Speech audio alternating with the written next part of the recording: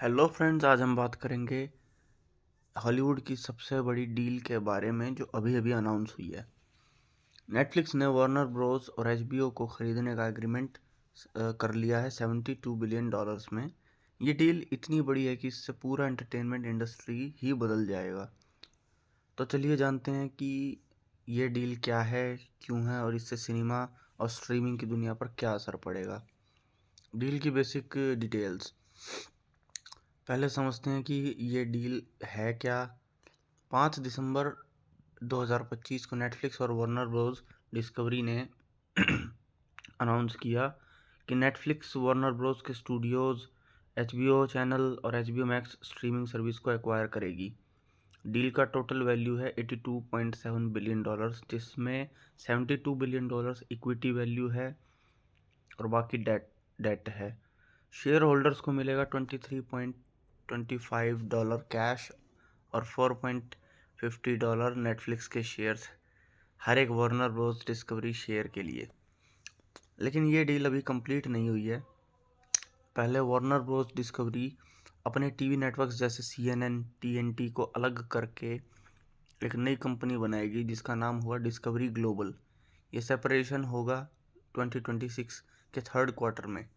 उसके बाद ही नेटफ्लिक्स का एक्विजिशन कंप्लीट होगा। मतलब डील क्लोज होने में 12 से 18 महीने लग सकते हैं। अब सवाल ये है कि इससे नेटफ्लिक्स को क्या मिलेगा। तो नेटफ्लिक्स को मिलेगा क्या। सबसे पहले तो लेजेंडरी वार्नर ब्रोस स्टूडियो, जिसके पास है Batman, Superman, Harry Potter, DC universe और क्लासिक्स जैसे कैसाब्लेंसा एंड विजार्ड ऑफ ओज। फिर मिलेगा HBO, जहाँ पर बने हैं Game of Thrones, Sopranos, the Big Bang Theory जैसे iconic shows. HBO Max streaming service भी नेटफ्लिक्स के पास आ जाएगी, जो करंटली 128 मिलियन सब्सक्राइबर्स के साथ दुनिया की फोर्थ लार्जेस्ट स्ट्रीमिंग सर्विस है। ये बहुत बड़ा कंटेंट लाइब्रेरी है दोस्तों। वार्नर ब्रोस ने इस साल सबसे ज़्यादा सक्सेसफुल फिल्म्स दी हैं बॉक्स ऑफिस पर। नेटफ्लिक्स के पास ऑलरेडी 300 मिलियन से ज़्यादा ग्लोबल सब्सक्राइबर्स हैं। वो दुनिया की नंबर 1 स्ट्रीमिंग सर्विस है।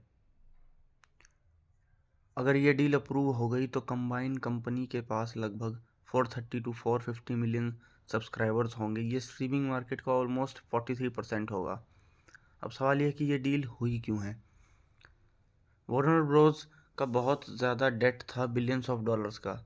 उनकी स्ट्रीमिंग ग्रोथ भी स्लो थी compare to competitors.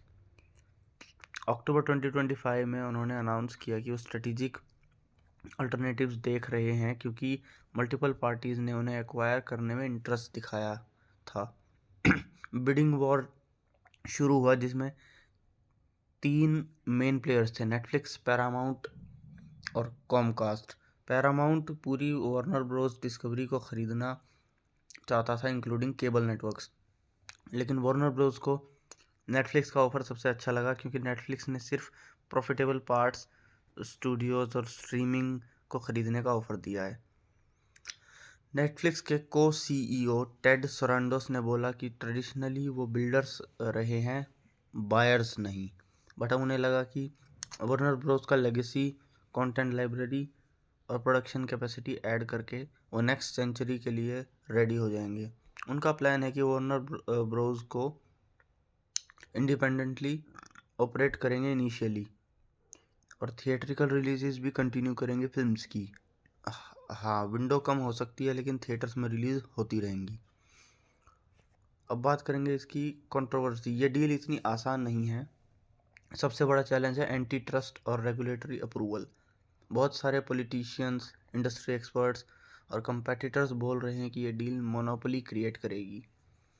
President Donald Trump ने खुद बोला है कि ये it could be a problem, क्योंकि नेटफ्लिक्स का मार्केट शेयर ऑलरेडी बहुत ज़्यादा है और वार्नर ब्रोस के साथ बढ़ जाएगा। रिपब्लिकन सेनेटर माइक ली ने अनाउंस किया है कि वो सेनेट में इंटेंस एंटी ट्रस्ट हियरिंग करेंगे। सिनेमा ओनर्स का ट्रेड एसोसिएशन सिनेमा यूनाइटेड बोल रहा है कि ये अनप्रेसिडेंटेड थ्रेट है थिएटर्स के लिए, क्योंकि नेटफ्लिक्स हम देखेंगे कि आगे क्या होता है। क्या नेटफ्लिक्स को अप्रूवल मिलेगी। मुझे नहीं लगता। आपको क्या लगता है कमेंट्स में बताएं और सब्सक्राइब करें वॉच वॉच को।